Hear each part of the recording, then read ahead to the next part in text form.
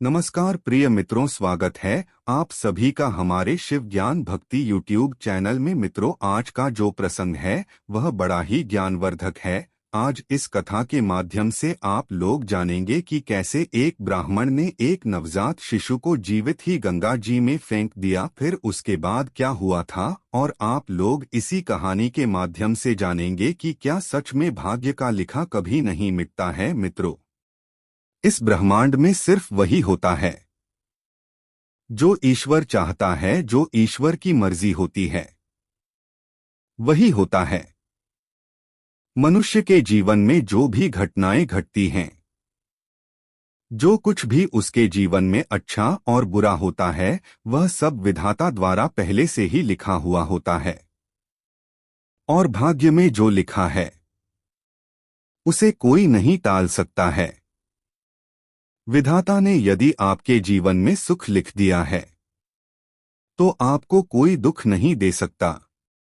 यदि उसने आपके जीवन में दुख लिखा है तो आपका चाहे कोई कितना भी करीबी हो, आपके दुख को बांट नहीं सकता है।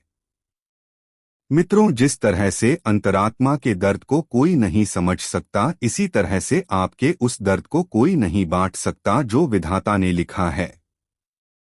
चाहे राजा हो और चाहे महाराजा हो, कितना भी बड़ा पावरफुल हो, कितना भी बड़ा ताकतवर हो, अपने बेटे के हाथों में खींची हुई रेखाओं को बदल नहीं सकता।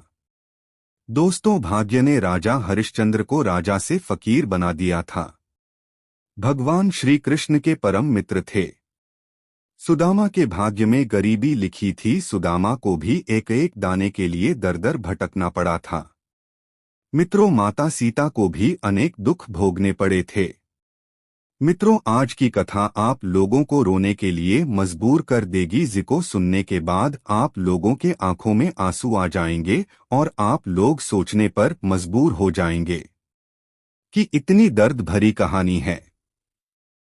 दोस्तों, बहुत पुराने समय की बात है। भगवान राम की नगरी अयोध्या में एक बड़े ही विद्वान और शास्त्रों के ज्ञानी ज्योतिषी ब्राह्मण जी रहते थे। उस ब्राह्मण की अनोखी ज्योतिषी बहुत दूर दूर तक मशहूर थी और दूर दूर से लोग अपना भविष्य दिखाने के लिए उनके पास आते थे। वे जो ब्राह्मण थे वह बड़े ही ज्ञानी और विद्यमान थे। वे दूर से ही लोगों के माथे की रेखाओं को पढ़ करके उनका भाग्य बता देते थे कि तुम्हारे भाग्य में क्या लिखा है। वह ब्राह्मण ज्योतिषी जो थे, भूत भविष्य और वर्तमान तीनों कालों का ज्ञान रखता था। मित्रों, एक दिन की बात है कि उस ज्योतिषी ब्राह्मण के घर में एक परम तेजस्वी और बहुत ही सुंदर एक पुत्र का जन्म हुआ। ब्राह्मण और उसकी पत्नी उस बालक का बड़े प्यार से पालन पोषण करने लगे और उसका नामकरण कर दिया। उसका नाम रोशन लाल रख दिया। धीरे धीरे समय बीतता गया और वह बच्चा बड़ा होता गया। उसकी जब 7 साल की आयु हो गई तो एक दिन रोशन लाल ने देखा कि उसके पिता के सामने औरत और आदमी बहुत से लोग बैठे हुए हैं और कुछ लोग लाइन लगाकर खड़े हुए हैं। उसके पिता बारी बारी से सभी का भाग्य देख रहे हैं, लोगों को भूत भविष्य और वर्तमान के बारे में बड़े ही अच्छे ढंग से उसके पिता बता रहे हैं। जब रोशन लाल ने यह सब देखा तो उसे अपना भी भाग्य दिखाने की जागरूकता हुई, उसके मन में पैदा हुआ और इसी उत्सुकता के कारण वह अपने पिता के पास जाता है और कहता है कि हे पिताश्री, आप सब लोगों का भाग्य देखते हैं और सबके भाग्य में क्या लिखा है यह भी उनको बताते हैं। आज आप मेरा भी भाग्य देख लीजिए और मुझे भी बताइए कि मेरे भाग्य में क्या लिखा है। अपने बेटे रोशन लाल की बात को सुनकर के ब्राह्मण जी कहने लगे कि हे पुत्र, अभी तुम बहुत छोटे हो, अभी तुम्हारी भाग्य दिखाने की अवस्था नहीं हुई है। जब तुम्हारी अवस्था थोड़ी और हो जाएगी तब मैं तुम्हारा भाग्य अवश्य देखूंगा और फिर मैं तुम्हारे भाग्य के बारे में तुमको सब कुछ बताऊंगा कि तुम्हारे भाग्य में क्या लिखा है और तुम आगे क्या हासिल कर सकते हो। जब वह बालक रोशन लाल अपने पिता के ऐसे वचन को सुनता है तो उसके मन में थोड़ा सा दुख होता है। धीरे धीरे समय बीतता गया। एक दिन वह ब्राह्मण अपने ही विचारों में खोया हुआ बैठा था। तभी क्या होता है कि वह जो बालक रोशन लाल था वह ब्राह्मण का पुत्र खेलते खेलते उसके पास पहुंच गया और अपने पिता से अपना भाग्य देखने की जिद करने लगा। ब्राह्मण जी ने कहा, ठीक है, मैं तुम्हारा भाग्य देखता हूँ, मेरे सामने आकर के तुम बैठ जाओ। इस तरह से उस ब्राह्मण ने अपने पुत्र से कहा और उसका पुत्र उसके सामने आकर के हाथ फैलाकर बैठ जाता है। फिर ब्राह्मण जी अपने दोनों हाथों की मुट्ठी बांधकर और आंख को बंद करके अपने पुत्र का भाग्य देखने लगते हैं। फिर उस ज्योतिषी ब्राह्मण ने अपने ग्रंथ को खोला, फिर अपने पुत्र के मस्तक को देखा। जब उसने गणना की तो उस ज्योतिषी ब्राह्मण ने देखा कि मेरे पुत्र का विवाह एक नीच कुल और नीच जाति की कन्या के साथ होना लिखा है। जब उसने यह देखा तो ज्योतिषी ब्राह्मण सोचने लगा कि यह क्या होगा, मैं जाति से उच्च कुल का ब्राह्मण हूँ और मेरे पुत्र का विवाह यदि नीच कुल में मछुआ से हुआ, यदि ऐसा हो गया तो मैं कहीं का नहीं रहूंगा। इस तरह से मैं किसी को मुंह दिखाने के काबिल भी नहीं रहूंगा। फिर वह कहता है, नहीं, मैं ऐसा काताप ही मैं नहीं होने दूंगा। जब मैं भाग्य देख सकता हूँ तो मैं भाग्य को बदल भी सकता हूँ। जब उस ज्योतिषी ब्राह्मण ने कुछ और गहराई से उस ग्रंथ को देखा और उसकी गणना की तो उसको पता चला कि गंगा के किनारे 30 कोस दूर पर एक मछुआरे का परिवार रहता है और उस परिवार में अब तक 5 लड़कियों का जन्म हो चुका है और जो मछुआरे की 5वीं कन्या है उसकी आयु मात्र अभी 9 माह की है और उसका नाम उस मछुआरे ने सुंदरी रखा है। मेरे बेटे का विवाह उसी लड़की से होगा, ऐसा मेरे पुत्र के भाग्य में लिखा है। उस ज्योतिषी ब्राह्मण ने सोचा, मैं अपने पुत्र के भाग्य को जरूर बदलूंगा, मैं इसमें समर्थ भी हूँ और जब मैंने अपने पुत्र के भाग को देख ही लिया है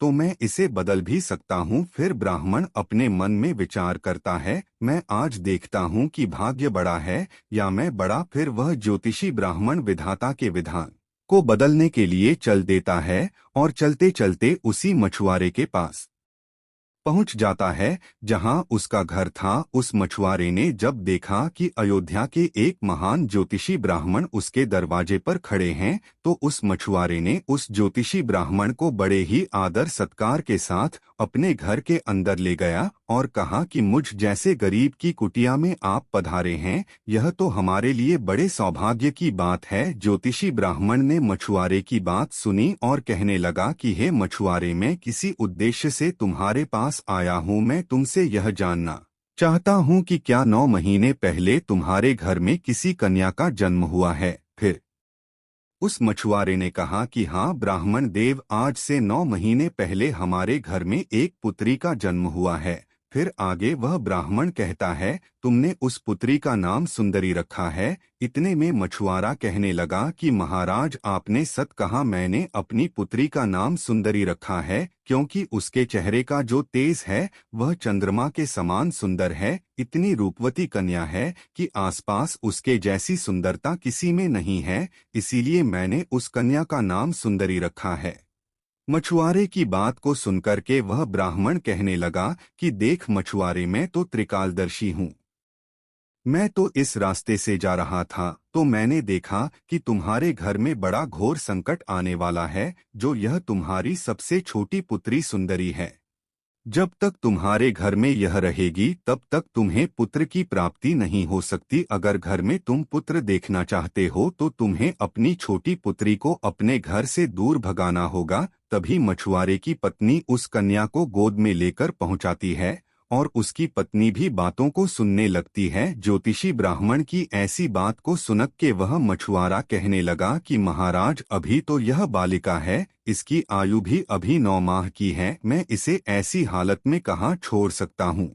फिर उस ज्योतिषी ब्राह्मण ने कहा कि देख मछुआरे, इसके लिए मैं तुम्हें सख्त भी नहीं कर सकता हूँ, मेरी कोई पुत्री नहीं है। तुम एक काम करो, तुम अपनी इस कन्या को मुझको दे दो, मैं इसका पालन पोषण तुमसे भी अधिक अच्छी तरह से करूँगा और जब यह बड़ी हो जाएगी तो मैं अच्छा सा कोई घर ढूंढ करके इसके लायक बर ढूंढ करके इसका विवाह कर दूंगा। मित्रों, वह मछुआरा पुत्र की लालसा में अपनी पत्नी से बात करके उस नवजात पुत्री को उस ज्योतिषी ब्राह्मण को दे देता है। ऐसा जब होता है तो वह ब्राह्मण मन ही मन बड़ा प्रसन्न होता है और उस छोटी सी कन्या को लेकर के वह वहां से चल देता है। चलते चलते ज्योतिषी ब्राह्मण सोचने लगता है कि अगर मैं इस कन्या का गला दबा करके यदि मैं इसे मार देता हूं तो मासूम बच्ची को मारने का मुझे पाप लगेगा। उस कन्या से छुटकारा पाने के लिए वह ज्योतिषी एक बुढ़िया के घर पास पहुंचता है और कहता है, माता आपके पास कोई छोटा सा बक्सा है तो मुझे दे दीजिए। फिर वह औरत उस ब्राह्मण को देख करके उसे एक छोटा सा बक्सा लाकर दे देती है।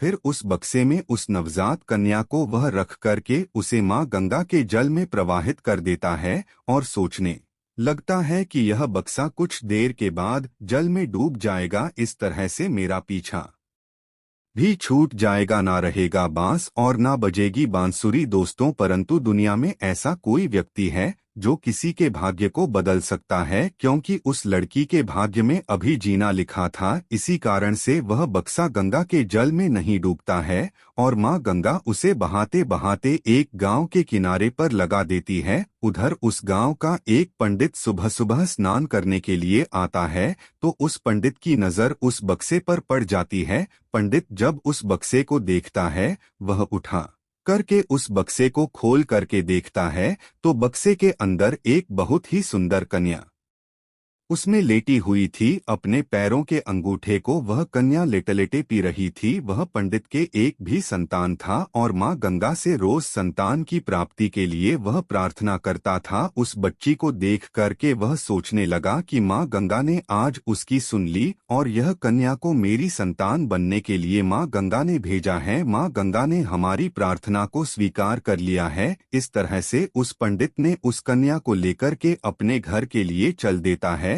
जब वह पंडित अपने घर पहुंचता है और उस कन्या को अपनी पत्नी को दिखाता है तो उसकी पत्नी कहती है कि आप किसकी पुत्री को लेकर के आए? यह बड़ी ही सुंदर और रूपवान पुत्री है। पंडित जी कहने लगे कि माँ गंगा ने हमारी प्रार्थना सुन ली। इतने वर्षों से मैं संतान के लिए माँ गंगा से प्रार्थना कर रहा था और इस कन्या को हमारी संतान के रूप में माँ गंगा ने हमारी झोली में डाल दिया है।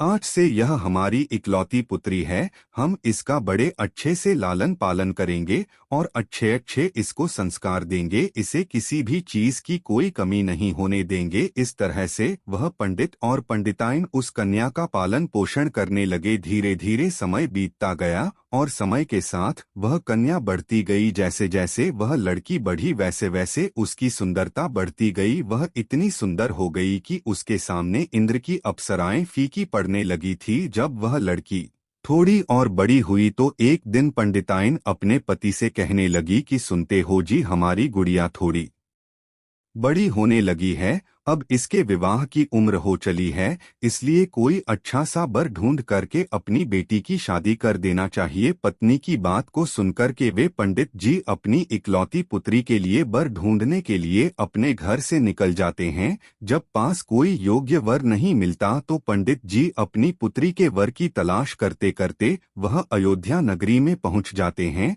जब वहां के लोगों से मिलते हैं तो पूछते हैं कि कोई ऐसा ब्राह्मण परिवार है जिसका कोई पुत्र विवाह योग्य हो, तो वहां के लोग उस ब्राह्मण को उसी ज्योतिषी ब्राह्मण के बारे में बताते हैं कि वह बड़ा ही संस्कारी परिवार है और उन्हीं के पास एक इकलौता पुत्र है जो बड़ा ही सुंदर है। उसकी विवाह की उम्र भी हो गई है। पंडित जी, अगर आपकी बात उन ज्योतिषी महाराज से बन जाए तो आपकी पुत्री का भाग्य ही बदल जाएगा और वह बड़ी सुखी रहेगी। इस तरह से लोगों की बात को सुनकर के वह जो पंडित जी थे वह बहुत खुश हो जाते हैं और उस ज्योतिषी ब्राह्मण के घर की ओर चल देते हैं। जब उसके घर पहुंचे तब पंडित जी को जब उस ज्योतिषी ने देखा तो बड़े ही आदर सत्कार के साथ पंडित जी को अपने घर के अंदर ले गया। फिर एक चटाई बिछा दी। उसके बाद दोनों उसी पर बैठ गए। फिर पंडित से पूछा कि आपके आने का कारण क्या है। उस पंडित ने अपनी पुत्री की सुंदरता के बारे में उस ज्योतिषी को बताया और कहा कि हमारी एक इकलौती पुत्री है जो बड़ी ही सुंदर और रूपवती है, उसका विवाह हम आपके पुत्र के साथ करना चाहते हैं।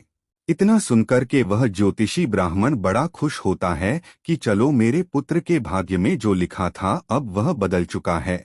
और एक ब्राह्मण अपनी पुत्री की शादी के लिए मेरे पास आया है। वह ज्योतिषी अपनी बेटे की शादी उसे पंडित के पुत्री के साथ करने को तैयार हो जाता है। फिर शादी की तारीख रख दी जाती है। धीरे धीरे समय बीतता चला जाता है और वह दिन भी आ जाता है जिस दिन पंडित की बेटी का विवाह उस ज्योतिषी ब्राह्मण के बेटे के साथ होनी थी। वह ज्योतिषी अपने पुत्र की बारात लेकर के उस पंडित के गांव की तरफ चल देता है और सोचता जा रहा था कि मैंने अपने पुत्र के भाग्य को बदल दिया है। मैंने जो शास्त्रों का अध्ययन किया है उसके कारण मुझ में वह क्षमता है जिससे आज मैं अपने पुत्र के भाग्य को बदल दूंगा। दोस्तों, उसको यह नहीं मालूम था कि विधाता का लिखा तो स्वयं विधाता ही बदल सकते हैं। जो लिख गया है वह अटल और अमर है। जैसा जिसके भाग्य में लिखा गया है वैसा हो के रहता है, चाहे कोई कितना भी प्रयास कर ले। इस तरह संजोग के कारण आज वही मछुआरे की कन्या पंडित की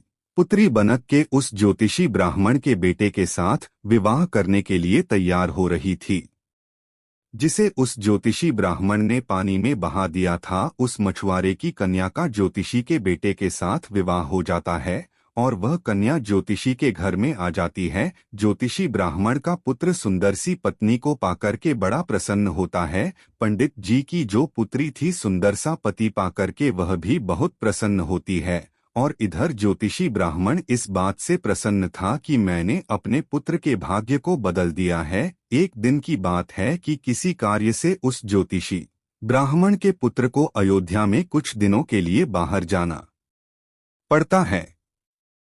उस दिन जो ज्योतिषी महाराज थे अपने ग्रंथ की गणनाओं में लगे हुए थे, तभी उनकी जो बहू थी ज्योतिषी के लिए चाय लेकर के उनके पास आती है। बहू को आते हुए देख करके ज्योतिषी अपना ग्रंथ बंद कर लेते हैं और बहू की हाथों से चाय का गिलास ले लेते हैं और आराम से चाय पीने लगते हैं। मित्रों, फिर क्या होता है, उनकी बहू बड़े उत्साह के साथ कहती है कि हे पिताजी, आप सबका भाग्य देखते हो, आज मेरा भी भाग्य देख लो और मुझे बता दो कि मेरी पहली संतान पुत्री होगी या पुत्र।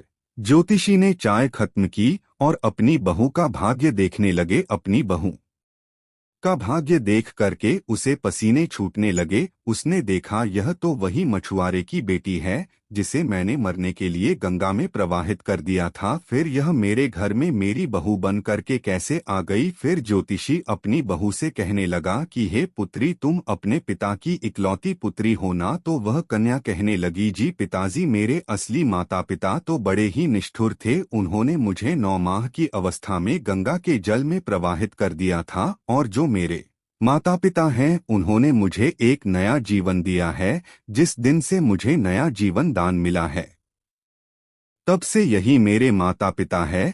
जब उस ज्योतिषी ने इस बात की पुष्टि की कि यह वही मछुआरे की बेटी है तो उससे निजात पाने के लिए उसने एक युक्ति और निकाली। कहने लगा कि बेटी, अगर तुम पहली संतान पुत्र पाना चाहती हो तो तुम्हें मेरे साथ समुद्र के तट पर चलना होगा। जब दोनों ससुर और उसकी बहू समुद्र के तट पर पहुंचते हैं तो ज्योतिषी ने अपने हाथ से एक अंगूठी निकाली और उस अंगूठी को दिखाते हुए उसने समुद्र में फेंक दिया और कहा कि जिस दिन तुम्हें यह अंगूठी मिल जाए और जिस दिन तुम इस अंगूठी को ढूंढ लोगी उसी दिन तुम अपने घर पर आ सकती हो। यदि तुम्हें अंगूठी नहीं मिली और तुम अपने पिता के घर पहुंच गई या मेरे घर आ गई तो बहुत अनर्थ हो जाएगा। मेरे घर आ गई तो तुम्हें अपने पति को खो दोगी और अपने पिता के घर चली गई तो तुम अपने पिता को खो दोगी। इसलिए अब तुम्हें कहीं नहीं जाना है जब तक यह अंगूठी तुमको ना मिल जाए, और यदि तुम मेरे वचनों को मानती हो तो तुम्हें पुत्र की प्राप्ति होगी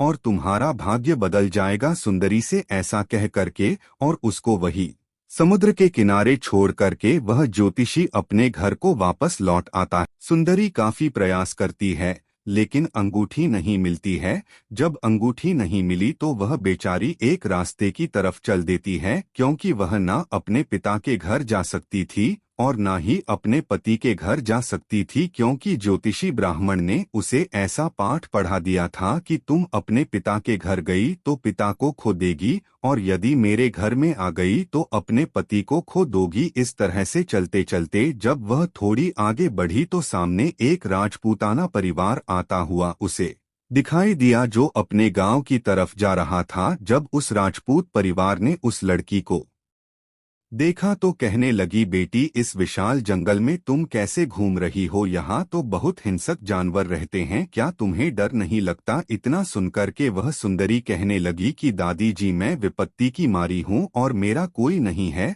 उस राजपूत परिवार का जो मुखिया था वह कहने लगा, बेटी तुम चाहो तो हमारे साथ चल सकती हो। जब सुंदरी ने उसके मुंह से इन बातों को सुना तो सुंदरी उनके साथ जाने के लिए बड़ी खुशी के साथ तैयार हो गई। इस तरह से सुंदरी को अपने साथ में महल में ले गए। फिर उस राजपूत परिवार ने अपने घर में उसको खाना बनाने के लिए रख लिया। उस परिवार का जो मुखिया था उस ज्योतिषी ब्राह्मण का बड़ा ही परम मित्र था। और उधर जब ज्योतिषी का बेटा वापस घर आया और उसने अपनी पत्नी सुंदरी के बारे में पूछा तो जो ज्योतिषाचार्य थे उन्होंने झूठ मूठ की कहानी उनको बता दिया कि वह गंगा स्नान करने के लिए चली गई थी और वही डूब कर के वह मर गई। जब उसके बेटे ने यह सुना तो उसे बहुत दुख हुआ। उधर राजपूत परिवार जिस गांव में निवास करता था उसी गांव का एक पंडित अपनी लड़की का रिश्ता लेकर के उसी ज्योतिषी ब्राह्मण के घर पहुंच गया। उस पंडित ने ज्योतिषी से अपनी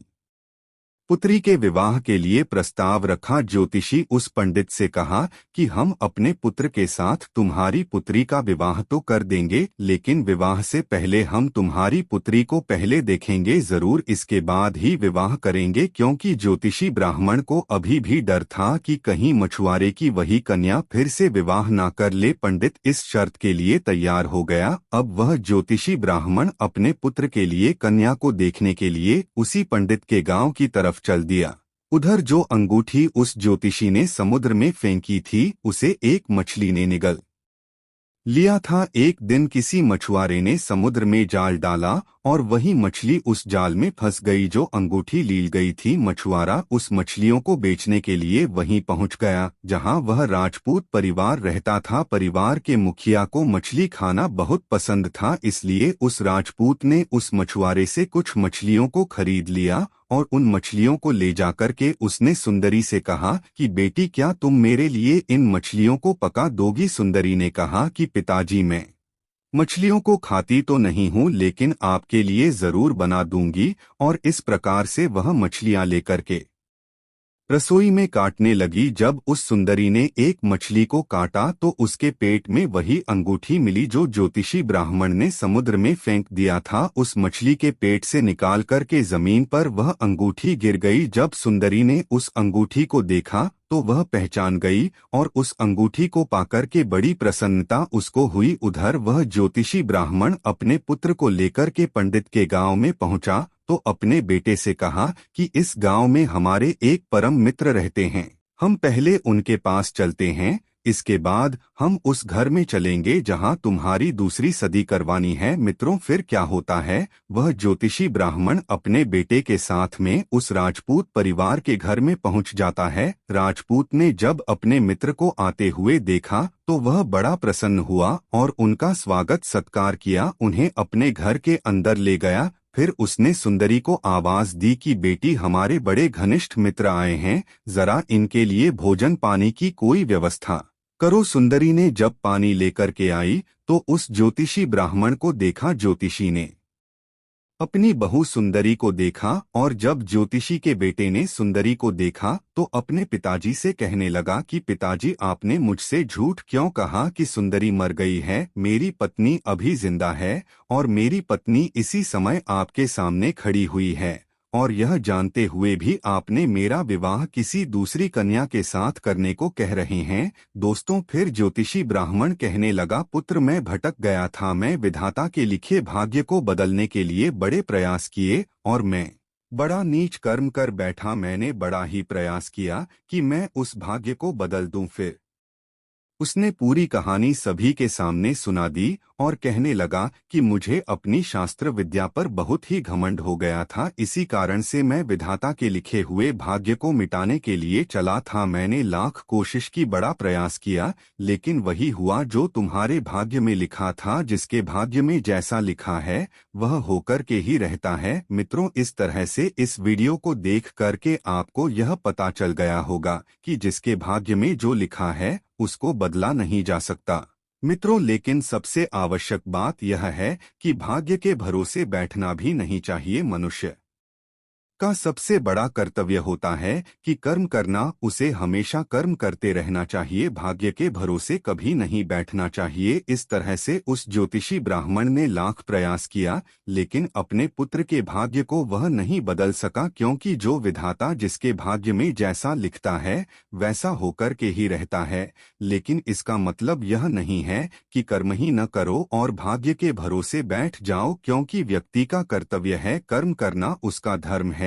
इसलिए भाग्य के सहारे ना बैठ करके व्यक्ति को हमेशा कर्म करते रहना चाहिए और हमेशा सत्य मार्ग पर चलना चाहिए। आशा करता हूँ दोस्तों आप सभी लोगों को यह कहानी अच्छी लगी होगी। यदि आप लोगों को अच्छी लगी हो तो वीडियो को लाइक करके चैनल को सब्सक्राइब करके बेल आइकन ऑल पर प्रेस कर लीजिए, जिससे आप सभी लोगों को हमारा वीडियो सबसे पहले मिले। वीडियो को पूरा देखने के लिए दोस्तों आप लोगों का धन्यवाद।